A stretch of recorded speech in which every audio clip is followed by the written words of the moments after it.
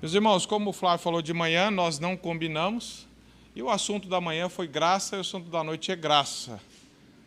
E graça, meus irmãos, é a única expressão, vamos dizer assim, a única religião, vamos colocar, que fala da graça é o cristianismo. O resto tudo é obras. Por isso que a graça tem que ser ensinada. Qualquer outra religião que você for pegar vai ter obras. Faz alguma coisa, faça isso, faça aquilo, para aplacar a ira de alguma divindade, para você merecer, para você melhorar, faça. O cristianismo é creia naquilo que Deus fez, isso é graça. Por isso que nós devemos falar da graça de Deus, que não nos torna inativos, mas que opera em nós e capacita-nos a responder a esse amor de Deus. O tema de hoje é a graça que nos humilha para nos salvar. E vamos abordar um pouco sobre a vida e a história de Naamã. Antes disso, meus irmãos, eu queria dar uma breve introdução. A história da humanidade, meus irmãos, ou seja, a nossa própria história, ela se divide em dois grandes problemas. Um é que nós nascemos em pecado. A Bíblia diz isso, que todos pecaram, todos carecem da glória de Deus. Não há um justo sequer, não há quem faça o bem. É a declaração da própria palavra, de Gênesis e Apocalipse, nós vamos encontrar essa verdade falada e afirmada de várias formas. Esse é um problema. O outro problema é que nós tentamos resolver isso da forma errada. Nós temos um problema que nós somos pecadores. O problema se agrava porque nós tentamos resolver isso pelas nossas forças, pela nossa capacidade, por influências, por melhorar a si mesmos. Isso não resolve o problema. Então, por isso que nós precisamos da graça, porque ela tem que nos levar a nos humilharmos diante do Senhor. Naturalmente, o homem ele vai morrer lutando para provar que ele consegue. Ele vai morrer atirando na graça de Deus. Eu não rejeito isso, eu não quero. Eu vou dar um jeito, eu vou conseguir me sair dessa situação, eu vou conseguir. E não vai. Porque a Bíblia diz que nós estamos mortos em nossos delitos e pecado. Augusto falou sobre ler o texto de Efésios 2, de 1 a 10. Então nós temos esses dois problemas. Todos nós nascemos com esses dois problemas. Nós nascemos em pecado e nós, sem o agir de Deus, tentamos resolver o nosso problema e a coisa só piora, porque nós ignoramos. Então nós caminhamos por uma situação que nós tentamos resolver isso melhorando-nos moralmente, culturalmente, financeiramente. E nós vivemos uma cultura que valoriza títulos, que valoriza influência, prestígio, reconhecimento, honras, e as pessoas acham que isso torna elas aceitáveis diante de Deus e as tornam dignas de Deus, porque eu não faço isso, eu não faço aquilo, eu consegui fazer isso, eu consegui atingir alguma coisa. E nós acabamos confiando nessas coisas. Mas a Bíblia é clara, todos pecaram e todos carecem da glória de Deus. Não há ninguém que não precise da graça de Deus. E não há ninguém, meus irmãos, essa já é uma boa notícia, não há ninguém que não possa ser alcançado pela graça de Deus. Por pior que seja a sua situação, Deus tem poder para regenerar e dar vida a todos nós. Nós vamos ver também que não há ninguém que não possa ser usado por Deus como instrumento para salvar outras pessoas. Nós vamos ler aqui a história de Naamã. E ela fala, os irmãos, a maioria já deve ter ouvido, por que Deus age dessa maneira com ele. Mais uma introdução antes de nós lermos o texto. Deus, meus irmãos, ele trabalha de forma que realmente nos leva a não, muitas vezes não entender o agir de Deus. Por isso que nós precisamos da fé que é o dom dele. Por exemplo, Deus pediu para Noé construir uma grande arca quando não tinha ainda havido chuva. Tem lógica isso? Aproximadamente durante 120 anos, não foi assim, faz uma arca que mês que vem vai chover.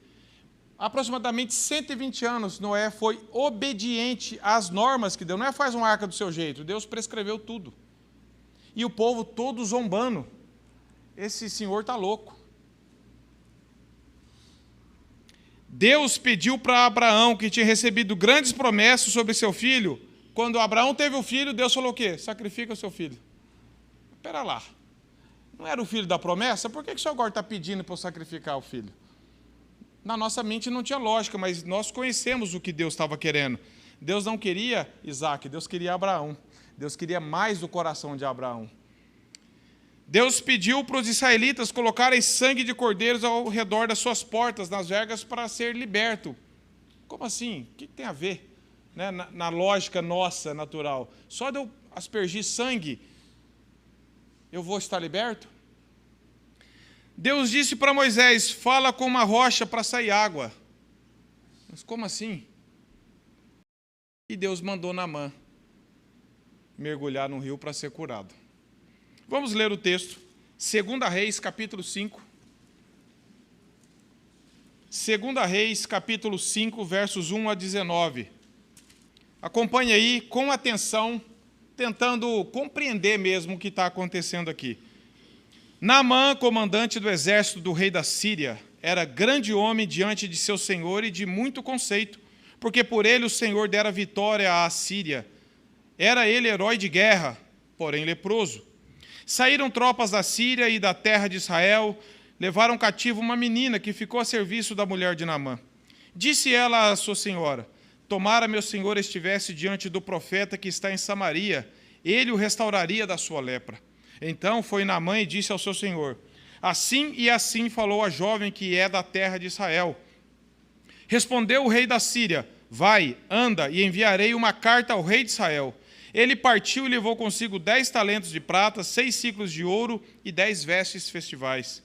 Levou também ao rei de Israel a carta que dizia, logo em chegando a ti esta carta, saberás que eu te enviei Naamã, meu servo, para que o cures da sua lepra. Tendo lido o rei de Israel a carta, rasgou as suas vestes e disse, acaso sou Deus com poder de tirar a vida ou dá-la, para que este envie a mim um homem para eu curá-lo de sua lepra? Notai, pois, e vede que procura um pretexto para romper comigo. Ouvindo, porém, Eliseu, homem de Deus, que o rei de Israel rasgava as suas vestes, mandou dizer ao rei, deixa-o vir a mim e saberá que há profeta em Israel. Veio, pois, Naamã com os seus cavalos e os seus carros e parou à porta da casa de Eliseu. Então Eliseu lhe mandou um mensageiro dizendo, vai, lava-te 7 vezes no Jordão e a tua carne será restaurada e ficarás limpo. Naamã, porém, muito se indignou e se foi, dizendo, pensava eu que ele sairia a ter comigo, por-se-ia de pé, invocaria o nome do Senhor, seu Deus, moveria a mão sobre o lugar da lepra e restauraria o leproso. Não são, porventura, Abana e Farfar, rios de Damasco, melhores do que todas as águas de Israel? Não poderia eu lavar-me neles e ficar limpo? E voltou-se e se foi com indignação. Então se chegaram a eles os seus oficiais e lhe disseram, meu pai, se te houvesse dito o profeta alguma coisa difícil, acaso não o farias? Quanto ao mais, já que apenas te disse, vai, lava-te, ficarás limpo. Então desceu e mergulhou no Jordão 7 vezes, consoante a palavra do homem de Deus, e a sua carne se tornou como a carne de uma criança, e ficou limpo. Voltou ao homem de Deus, ele e toda a sua comitiva, veio, pôs-se diante dele e disse, eis agora reconheço que em toda a terra não há Deus, senão em Israel. Agora, pois, te peço, aceites um presente do teu servo. Porém ele disse, tão certo como vive o Senhor, em cuja presença estou, não o aceitarei. Estou com ele para que aceitasse, mas ele recusou. Disse Naamã, se não queres, peço-te que ao teu servo seja dado levar uma carga de terra de 2 mulos, porque nunca mais oferecerá esse teu servo holocausto nem sacrifício a outros deuses, senão ao Senhor.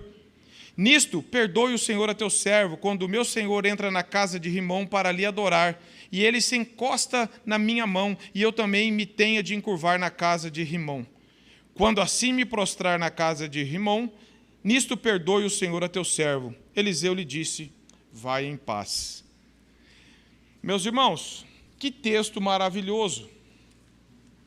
Que texto maravilhoso. A primeira coisa, quem era Naamã?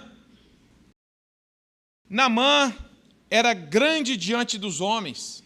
Naamã possuía tudo aquilo que o mundo admira: prestígio militar, honra diante do rei, moral política, vitórias concedidas por Deus através dele. Deus usando pagãos para conceder vitórias, inclusive até contra o povo de Israel, contra outros povos. Por qualquer ângulo que nós olhássemos, naturalmente Naamã parecia estar realizado e parecia ser um ícone. As pessoas deviam colocar outdoor: esse é o cara, esse é o homem. É esse que nós queremos ser. Ele era um comandante bem-sucedido. Veja o verso 1. Comandante do exército do rei da Síria, um grande homem diante do seu senhor, letra minúscula, senhor que é o rei, e de muito conceito. Ele era aclamado, ele era um herói nacional. Ele era alguém que as pessoas temiam, respeitavam, admiravam. Ele era comandante do exército do rei da Síria, que era um povo inimigo de Israel. Havia muitas disputas entre Israel e Síria. Era de uns homens mais sucedidos, poderosos do mundo em seu tempo, aplaudido nas praças, ministro de guerra, homem corajoso, forte, guerreiro. Mas, no final do currículo dele, estava escrito: porém leproso. Porém leproso.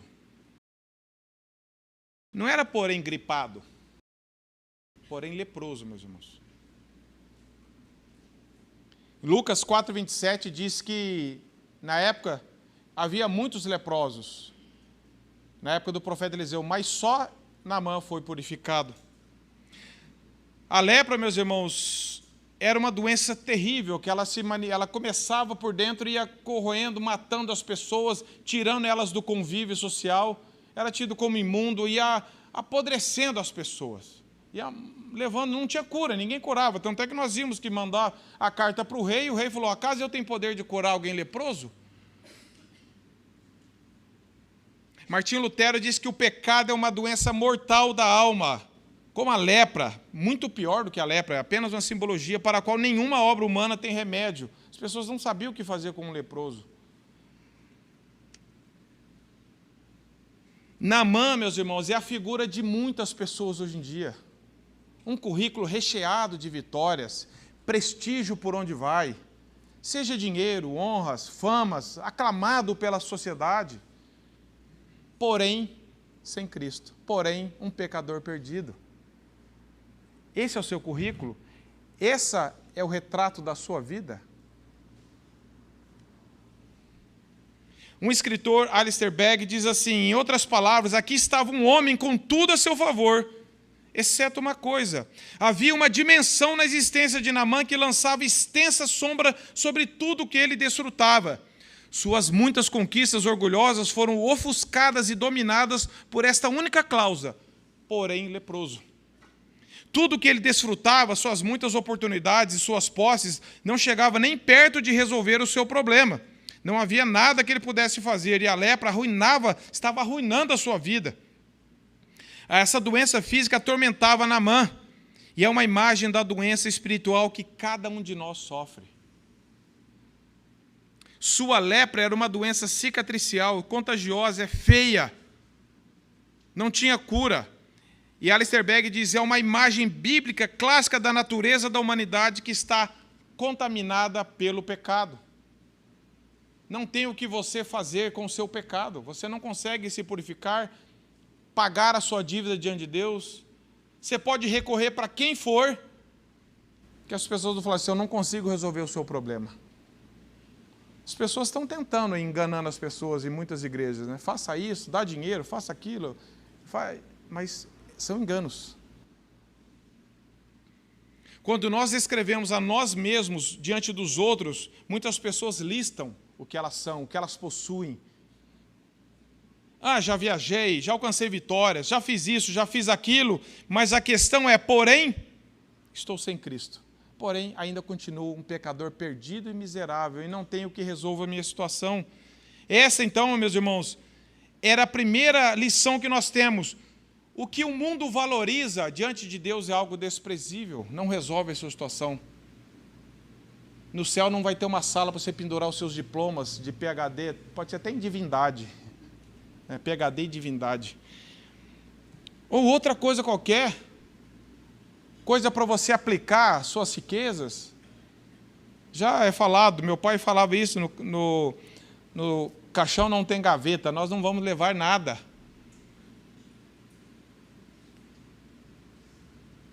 O pecado, meus irmãos, quando nós estamos presos, condenados ainda pelos nossos pecados, ele acompanha tudo que nós fazemos. Por mais que você alcance vitórias e vitórias e vitórias e sucesso nesse mundo, se você não tem Cristo, se você ainda está morto em seus pecados, é isso aqui, porém leproso. Versos 2 a 7, meus irmãos, mostra então que Naamã tem esse problema, porém leproso. Ele é um problema naturalmente incurável, mas ele foi procurar uma solução em algo errado. Olha só o verso 2. Saíram tropas da Síria e da terra de Israel, levaram cativo uma menina que ficou a serviço da mulher de Naamã. E ela disse à sua senhora, se ele soubesse do profeta de Deus. O que Naamã fez? Verso 4. Então Naamã disse ao seu senhor, ao rei, e assim falou a jovem que é da terra de Israel. Veja que as pessoas, quando estão desesperadas pelos problemas, o povo que eles brigavam, vai falar, agora vamos lá tentar. Né? O desespero, bater, fala, vamos, aquele povo que a gente odeia, estão falando que tem alguma cura, bom, vamos lá. Interesse. Respondeu o rei da Síria, vai. Verso 5, vai que eu vou mandar uma carta. Eu vou resolver o teu problema. Politicamente, eu vou mandar uma carta e o rei da Síria vai curar você, entrega essa carta, dá uma carteirada, né? Fala, tô aqui, ó. Fura a fila. Você vai chegar direto no gabinete e seu problema está resolvido. Essa era a intenção, uma carta de referência, escrita pelo rei da Síria para o rei de Israel, que dizia assim no verso 6, logo em chegando-te essa carta, saberás que eu te enviei Naamã, meu servo, para que o cures da lepra. Confiança nos homens. Vamos resolver isso aqui dessa forma? Eu mando uma carta, você me faz esse favor, e aí a gente está resolvendo um grande problema que eu não quero perder o meu servo Naamã. Ele é muito útil para mim. Naamã foi bem recomendado, humanamente falando, foi da melhor forma, meus irmãos. Foi diretamente ao encontro de Naamã, mas nós vemos 3 enganos aqui do verso 2 a 7. Naamã esperava por uma cura por influência de líderes, influências de pessoas. Pensava que o rei de Israel pudesse curar ele. Pensou que pudesse usar o sucesso, os seus bens para lidar com seus problemas. Naamã não cria em Deus, e por isso ele não entendia que somente Deus tem o poder para curar. A visão dele era antropocêntrica, vamos resolver entre nós, aqui na terra. Vamos dar um jeito aqui, vamos resolver isso aí. A esposa de Naamã tinha uma menina que foi capturada, nós vamos falar um pouco dela depois, e ela falou, se ele soubesse do profeta de Israel que tem um homem de Deus. Mas Naamã, a visão de mundo de Naamã não era teocêntrica, era antropocêntrica. Eu vou direto ao rei. E nós vamos resolver isso diplomaticamente.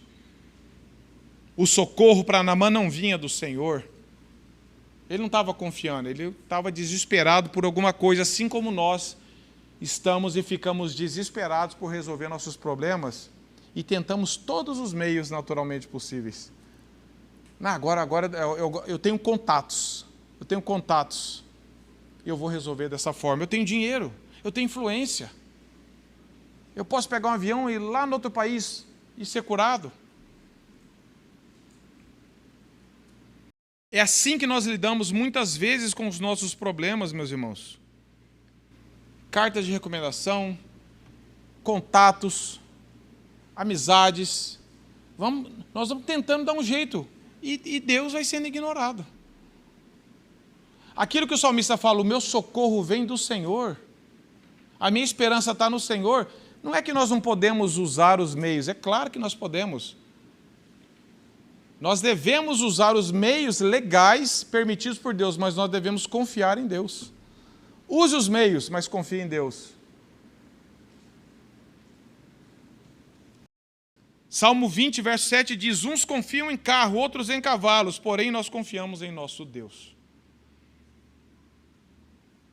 Hoje em dia, assim, nós confiamos no remédio, no dinheiro, no médico, no político, no empresário, no governo, nos líderes.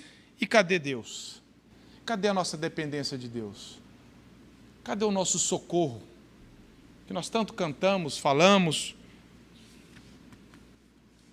E o verso 7 diz que, tendo lido o rei de Israel a carta, rasgou suas vestes e falou, acaso, se rasgar as vestes, mas é um sinal de desespero. Ele falou, pera lá, acaso, olha o que ele fala, acaso sou Deus, com o poder de tirar a vida ou dá-la? Olha a visão teológica.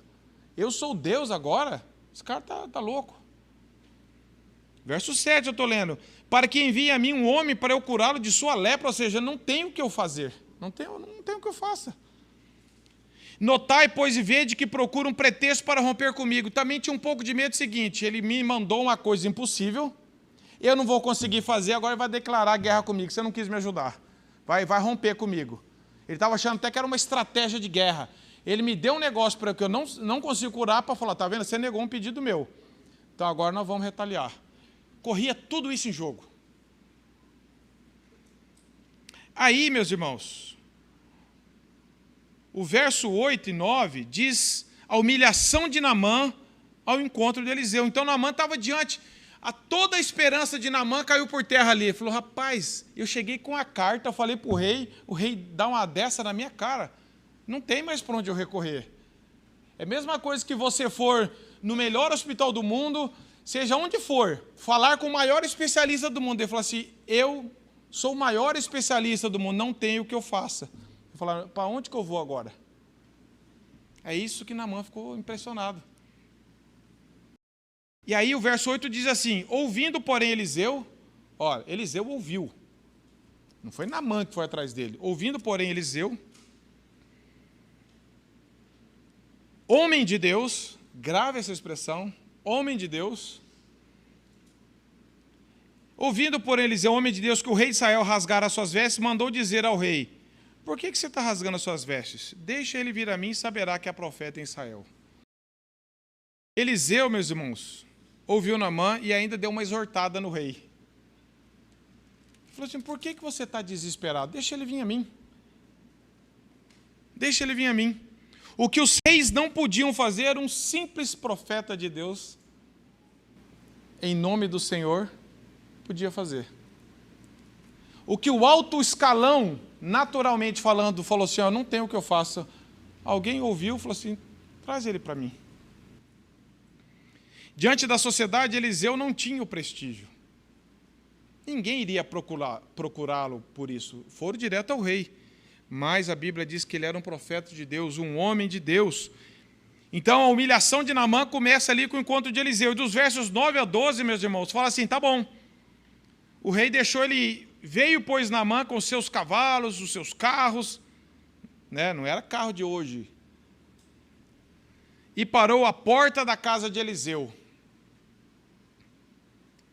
Data mais ou menos uns 40 quilômetros de onde Naamã estava. Naamã foi, falou, eu vou, peraí, eu vou a qualquer lugar, eu quero ser curado. Sabe aquela pessoa que quer ser curada, você fala para ele na igreja evangélica que vai, você vai para a outra ele vai, ele quer resolver o problema dele. Naamã estava assim, falou, fui no rei, o rei falou, qualquer um que falar para mim eu vou. Só que Deus estava guiando a história. Deus estava guiando a história. Meus irmãos, isso aqui é muito interessante.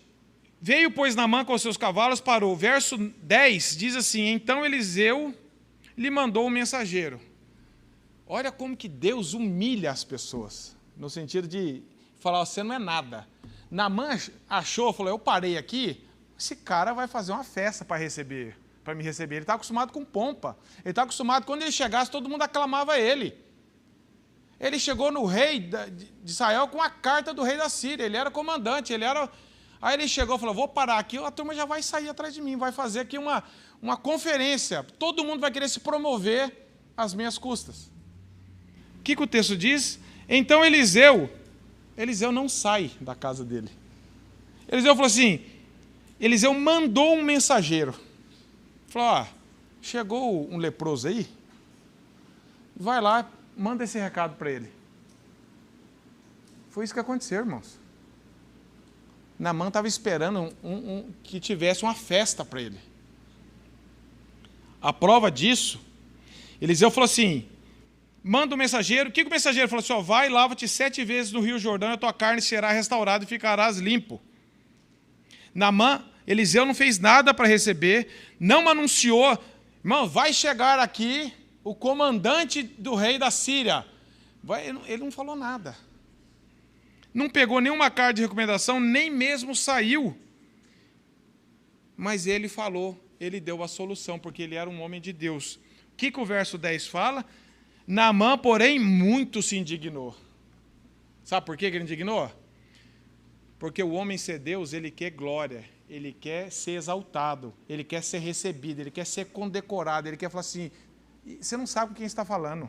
Eu sou Naamã, eu sou comandante do rei da Síria.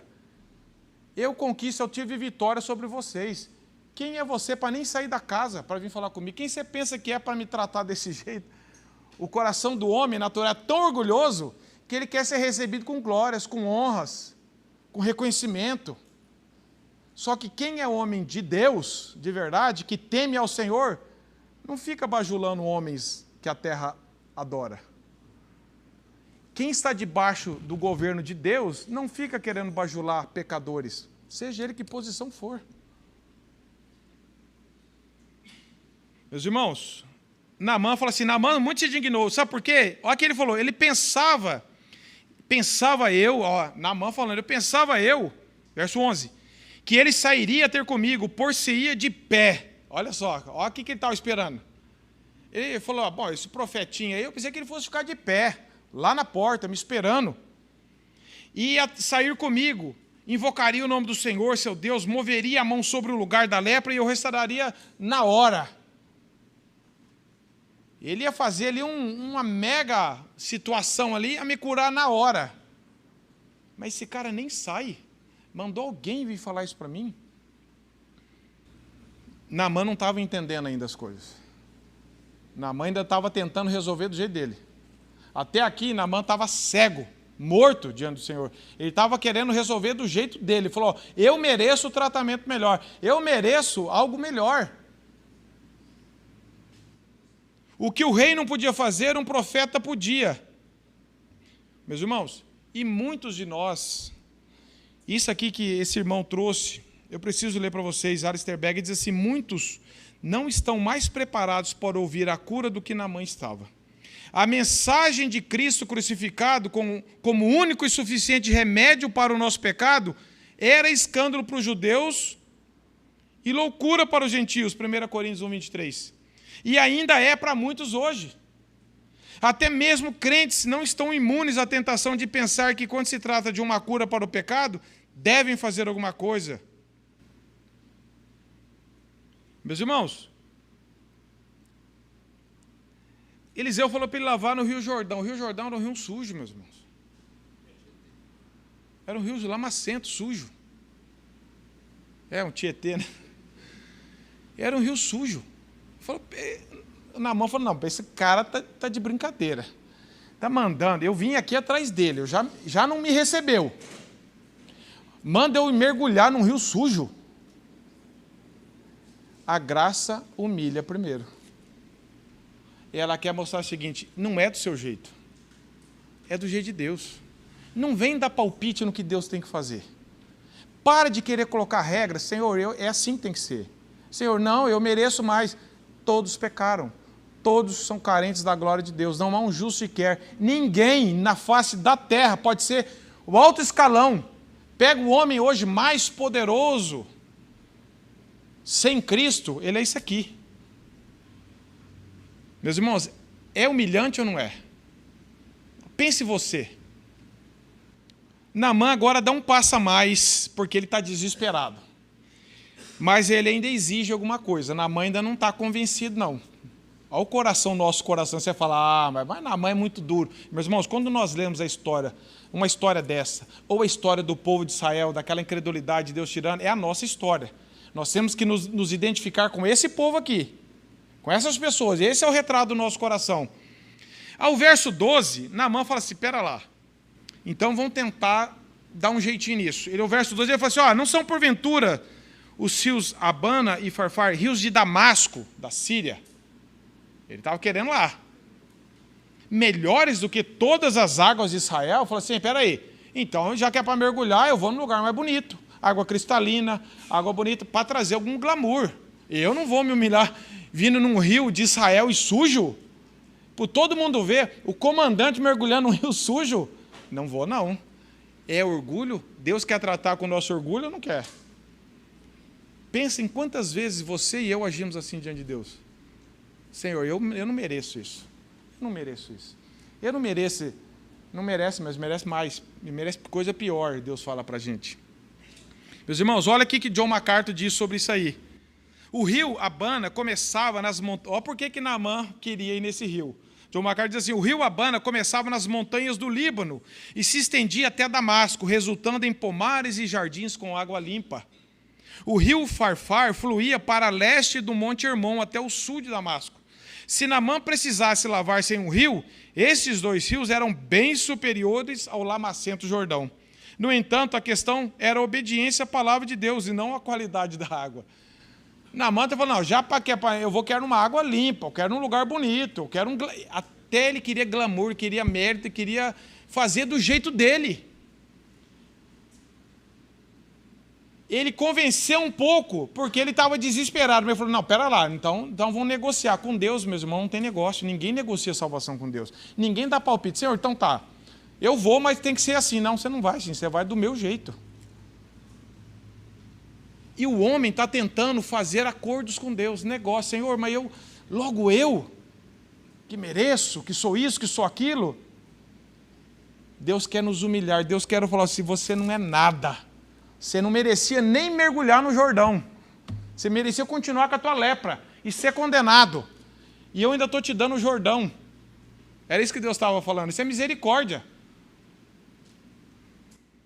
Lutero diz assim, a razão humana se escandaliza com a simplicidade da fé porque deseja contribuir com algo para a salvação. Não, mas eu falei, não, então vamos fazer uma coisa mais glamurosa, mas no Jordão não vou. Porque escandaliza. Espera aí, qualquer um vai lá no Jordão e pula lá, mas não é questão de pular no Jordão. Era obediência. Era fazer o que Deus falou para fazer. E nós não queremos fazer o que Deus manda, nós queremos fazer do nosso jeito. Quando muito a gente fala assim, então vou negociar, eu faço um pouco, mas depois, não tem depois, meus irmãos. É do jeito de Deus. O Evangelho ainda ofende o orgulho humano e sempre vai ferir o nosso orgulho. Fale do Evangelho para as pessoas, você não precisa ferir as pessoas. É antibíblico nós ferirmos as pessoas. É o Evangelho que fere. O Evangelho fere porque o nosso coração é orgulhoso. O orgulho, meus irmãos, é como se fosse algo bem inchado, sensível. Qualquer coisinha que você fala machuca, dói. É assim que é o coração orgulhoso. Ele está cheio dele mesmo, cheio de achar que ele merece. O Evangelho sempre vai ferir as pessoas. Nós não precisamos ferir, nem podemos ferir as pessoas com palavras. Mas o Evangelho sempre vai ferir. Espera aí, é só mergulhar? Não, não é só mergulhar. É só obedecer, mas para obedecer, Deus tem que capacitar. É só arrepender e fé. A Bíblia diz, todo aquele que confessar a Cristo será salvo. As pessoas estão querendo pagar a promessa. Não, eu não quero crer, eu vou de joelho até a Aparecida lá, pode ir até onde você quiser. Não é esse o caminho da salvação que Deus aponta. Ah, mas é só crer. Então crê. Não consegue. Por quê? Porque é quando Deus se revela, é quando Deus age, que a pessoa então tem sede. Que nem o Flávio pregou. Ninguém tem sede de Deus, meus irmãos. Ninguém tem sede de Deus. O homem nasce empanturrado de Deus, ele não quer saber. É Deus quem dá sede, é Deus quem dá água, é Deus quem faz tudo. Ninguém nasce com essa ideia de que eu tenho sede de Deus, eu nasci com sede, não. É Deus quem age em nós. É Deus quem começa tudo primeiro, meus irmãos. Se Deus não agisse em nós, nós jamais buscaríamos a Deus, nem interesse teria e nem condições de a Deus. Só que o Evangelho que é pregado, que é uma farsa, que é uma mentira, é falar assim, não, você está procurando Deus. Dê uma chance para Deus. Meu irmão, dá chance para Deus, meus irmãos. Ou então ele não é Deus. Deus é você. É você que está dando chance para Deus, então inverteu as coisas. Veja a loucura que o evangelho falso hoje ensina. Mas as pessoas, os oficiais de Naamã, estavam tentando ajudar ele. Verso 13, falaram assim, então se chegaram a ele os seus oficiais para tentar acalmar ele, né? queriam ver ele curado, amavam ele, gostavam. E falou assim, meu pai, é uma expressão de afeto deles, né? Esse cara, meu pai, eles tinham um afeto por Naamã. Então falou assim, ó, se houvesse dito o profeta alguma coisa difícil, você não faria? Faria, por quê? Porque ia trazer glória para ele. Mérito. Por isso que as pessoas querem pagar a promessa, fazer um monte de coisa, caminhar e fazer isso, fazer aquilo, porque eu falo, eu fiz, tá vendo? Eu fiz. Você não ia fazer? Ia. Por quê? Porque isso atrai o orgulho, isso alimenta o orgulho do homem. Aí ele diz assim, quanto mais, já que apenas disse, vai lavar e ficar limpo. Naamã falou, então tá bom. Desceu Naamã, verso 14, e mergulhou no Jordão 7 vezes, consoante a palavra do homem de Deus, e a sua carne se tornou como carne de uma criança. A ordem era clara, meus irmãos. O Jordão era o principal rio de toda a região, ali que dividia a terra entre o leste e o oeste. Mas não era um rio atrativo. Não era um rio que as pessoas, que gostoso, eu vou lá pular nele. Deus opera unicamente na graça. Deus usou o profeta Eliseu para falar assim, é assim que vai ser. Não tem jeito, não tem acordo, não tem nada. João Calvino diz assim sobre isso, a fé verdadeira se manifesta quando o homem se submete à palavra de Deus, mesmo quando ela contradiz a sua razão. Isso é fé. Falou, Senhor, eu ainda não estou entendendo, mas o Senhor me deu fé para crer na tua palavra. Esse é o caminho. E Martim Lutero tem outra frase que diz assim, diante da palavra todos nós temos que ceder. Então, meus irmãos, a questão é, a fé verdadeira, ela não fica procurando, eu aceitei, fez lógica para mim. Não, é pela fé. A palavra de Deus está escrita, eu creio. Se é para perdoar, vamos perdoar. Se é para fazer, vamos fazer. Senhor, o Senhor vai me dar clareza nisso, mas eu quero agir por obediência, por fé que o Senhor mesmo me deu. Porque obedecer é melhor do que sacrificar. 1 Samuel 15:9. E nós queremos sempre sacrificar para trazer algum mérito. E Deus quer nos levar à obediência. Mas para apenas se lavar, tinha que admitir que era impotente, que ele não tinha mais nenhum recurso para fazer, não tinha mais nenhum contato, que ele não tinha mais nenhuma carta para apresentar para ninguém. Tinha que obedecer integralmente, isso custava o orgulho pecaminoso de todos nós. E a lição dos versos 14 a 6, então, o trabalhar de Deus para nos humilhar e levar à obediência. E ele desceu e humilhou. A palavra do servo de Deus, Deus ali gerou fé. E ele creu na palavra do homem de Deus. Ele creu que aquilo era o melhor para ele. Meus irmãos, há muitos anos eu li uma frase num livro de James Kennedy, Verdades que Transformam, da editora Fiel. Ele diz assim, muitas pessoas vão à igreja para ouvir palavras que elas não têm a mínima intenção de obedecer. Esse é o retrato de milhares de pessoas num domingo hoje que estão ouvindo a pregação. Eu vou lá ouvir, mas não quero obedecer. Eu vou lá ouvir, mas se não fizer sentido para mim, se me confrontar, eu não quero. Naamã estava assim. Eu ouvi, mas não quero obedecer. Aí Deus vai quebrantando, Deus vai quebrando, Deus vai humilhando, Deus vai humilhando, Deus vai humilhando. Até os oficiais dele falam assim, obedece, fala o que ele está falando, aceita o que esse homem está falando. E Naamã, então, vai lá. E o coração dele voltou, verso 15, o coração de Naamã voltou ao homem de Deus, ele e toda a sua comitiva. Veio e pôs-se diante de Deus e diz, eis que agora reconheço que em toda a terra não há Deus, senão em Israel. Agora, pois, te peço, aceites um presente do teu servo. Ou seja, a prova de que houve a conversão, meus irmãos, é que Naamã não falou assim, beleza, fui curado. E vazou dali mesmo para viver a vida dele. Como nós lemos lá naquele exemplo dos 10 leprosos que pediram cura, um voltou para adorar a Deus, o resto continuou, foi curado. Eu só queria cura. Muita gente está assim hoje atrás da igreja. Eu estou com a situação difícil financeira, eu quero um milagre de Deus. A situação melhora, ele vaza. Eu estou com um problema de saúde, melhora, ele vaza. Naamã tinha sido curado, mas o que ele fez? Ele voltou a cerca de 40 quilômetros para a casa de Eliseu, e ele falou assim, voltou o homem de Deus, ele e sua comitiva, todo mundo que viu. Ele falou assim, agora eu reconheço, Naamã falando, meus irmãos, aquele que estava rejeitando, indignado, veja como que Deus opera no coração, agora há pouco ele estava indignado, agora ele voltou na casa daquele homem que nem saiu para receber ele, que ele estava brabo, indignado com o cara, agora ele volta lá, e fala assim, verso 15, reconheço que em toda a terra não há outro Deus, senão esse Deus de Israel. E ele quis presentear, era costume disso. Em outras situações, Eliseu até aceitou. Acho que no capítulo 4 fala isso. Não como pagamento de nada, porque a cura já tinha sido feita. Eliseu não colocou nenhuma condição para isso. Mas nesse caso, Eliseu não aceitou, para ele mostrar assim, ó, os profetas pagãos da tua terra, eles gostam de fazer isso por comércio. Eles gostam de ganhar coisas para tentar fazer alguma coisa. Aqui não. Não quero nada. E ele insistiu, ele falou assim, eu não quero nada. Ele estava querendo mostrar, aqui é diferente. Aqui não é comércio. Aqui você não está comprando nada e nem está pagando nada. Para falar, ufa, já paguei, agora estou zerado. Nós, meus irmãos, eu estava lendo esse dia, estudando sobre isso num livro do John Piper, e fiquei muito impactado. Ele falou assim, nós podemos usar a gratidão como moeda de troca com Deus. Fazer dela, Senhor, o Senhor fez isso, mas também eu sou grato, né? Então estamos zerados. Isso é perigoso, meus irmãos. O nosso coração até assusta, fala assim, Deus fez, mas também, ó, como eu sou grato. Eu começo a usar a gratidão, em vez de adoração, eu uso ela como uma moeda de troca. Para que falar, mas também eu sou grato. Então Eliseu estava falando assim, não é por aí não. Não é por aí. E aí, meus irmãos, nos versos 17 a 18, fala que Naamã queria, pelo menos deixa que eu leve um pouco de terra.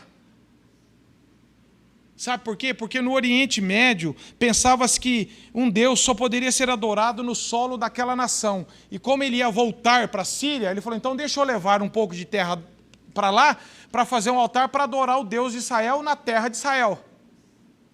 E ele era ainda um neófito, ele era um novato. É o que o verso 17 fala.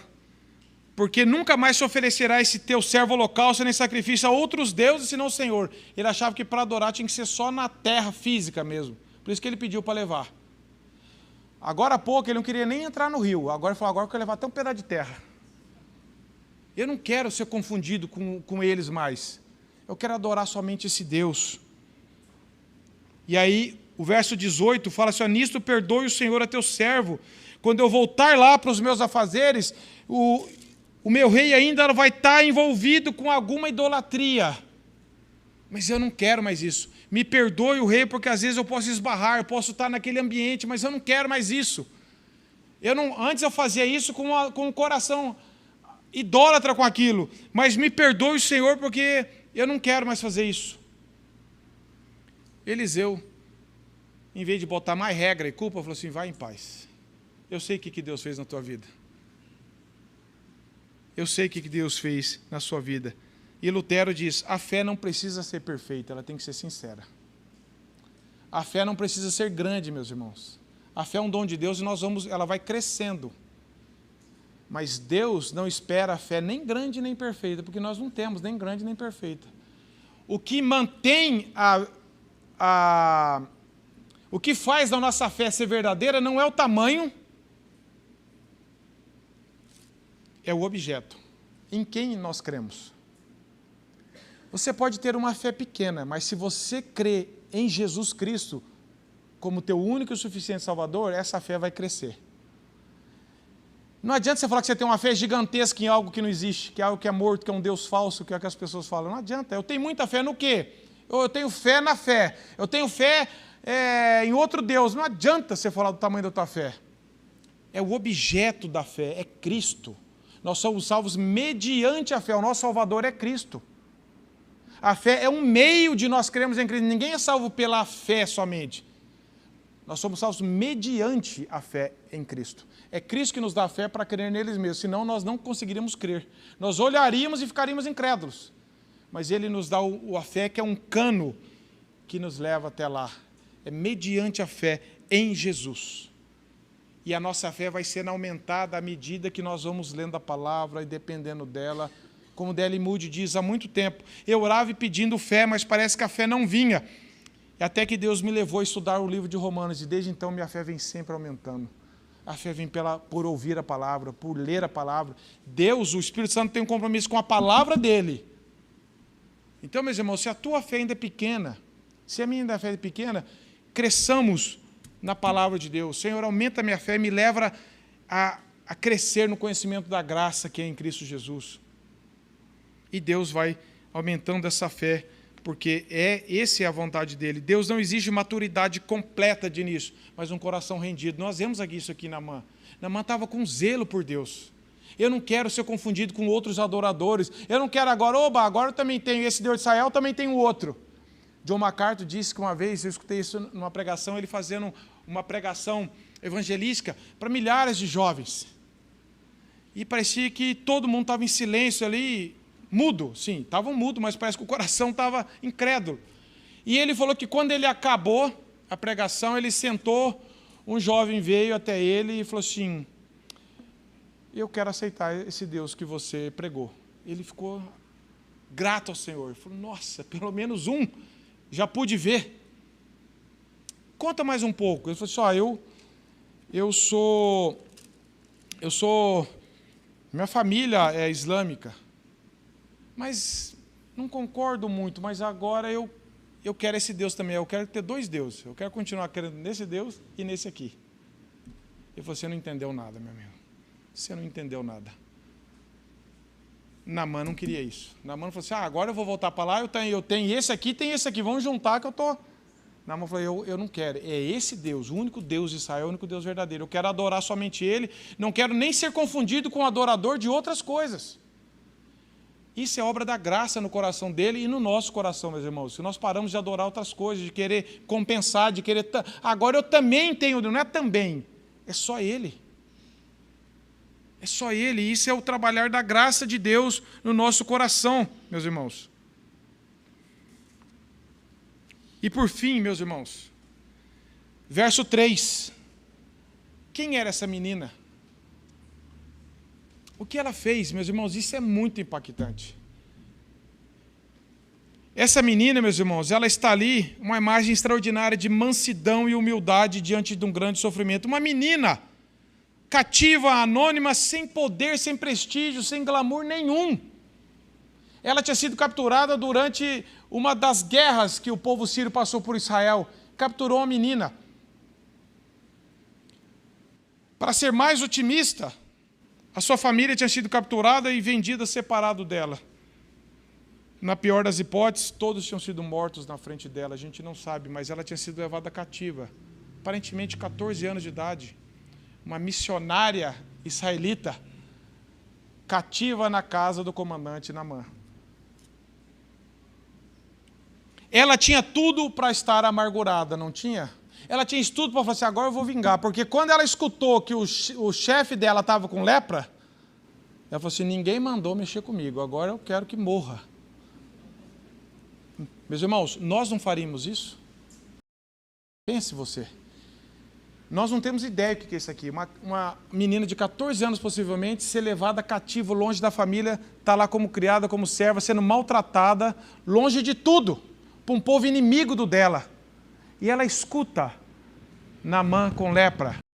E o que ela fala no verso 3? Disse ela à sua senhora, olha a coragem dela: tomara o meu senhor estivesse diante do profeta que está em Samaria, ele o restauraria da sua lepra. Meus irmãos, você tem mais motivo do que ela para se vingar de alguém? Eu tenho. José tinha.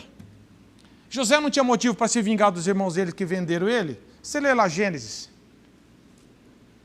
Só que a Bíblia diz que Deus era com José. Nós lemos isso várias vezes a partir do capítulo 37 de Gênesis. E Deus era com José. E Deus era com José. E Deus capacitou José. E Deus usou José para perdoar os irmãos dele, para ser uma bênção para eles, quando ele poderia, quando ele estava lá no alto escalão, falar: agora eu vou descontar, vou vingar de um por um. Meus irmãos, por muito menos do que isso aqui dessa menina, nós planejamos vingança contra as pessoas, tratamos mal, retribuímos. Lembra que você fez isso comigo? Agora eu estou do lado de cá, agora eu vou dar um jeito de prejudicar você também. Nem que for te excluir da minha amizade. Nem que for não te responder no WhatsApp, largar você no vácuo. Alguma coisa eu vou fazer para você ver que comigo você não mexe mais. O nosso coração é assim, meus irmãos. É vingativo, é orgulhoso.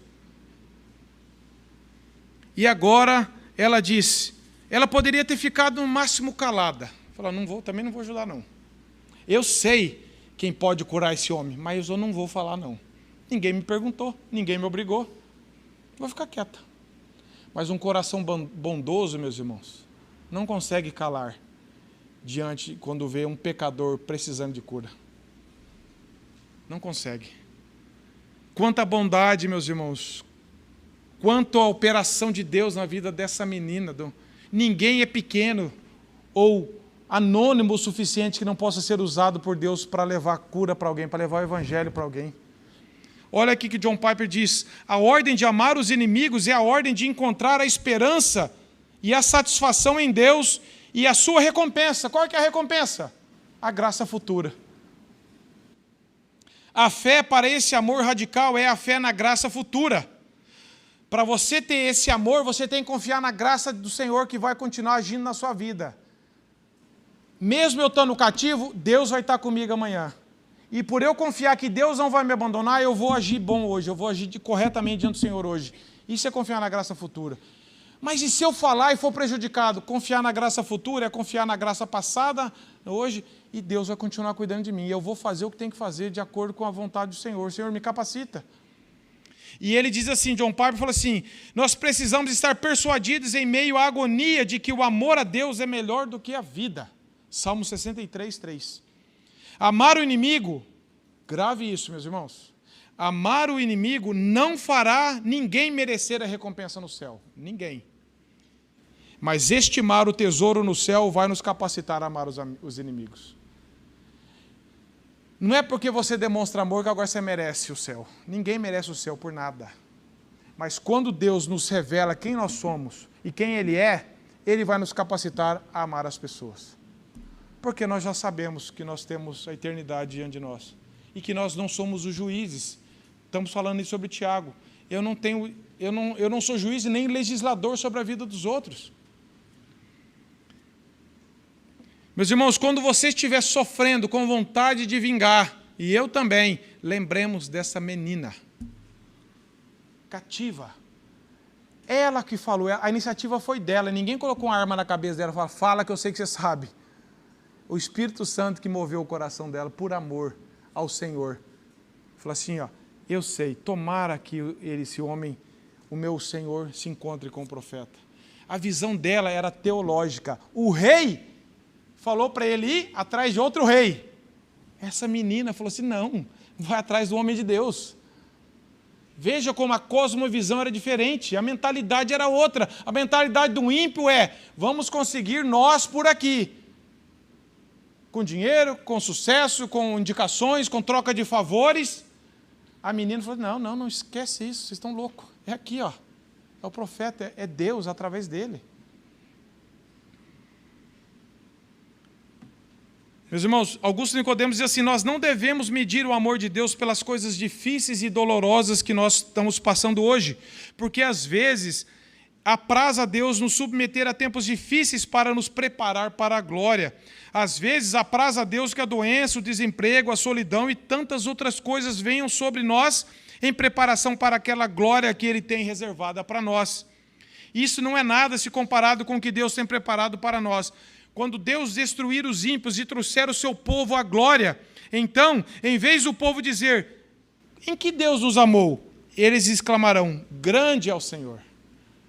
Essa menina tinha uma certeza do amor de Deus, quem era o Deus de Israel.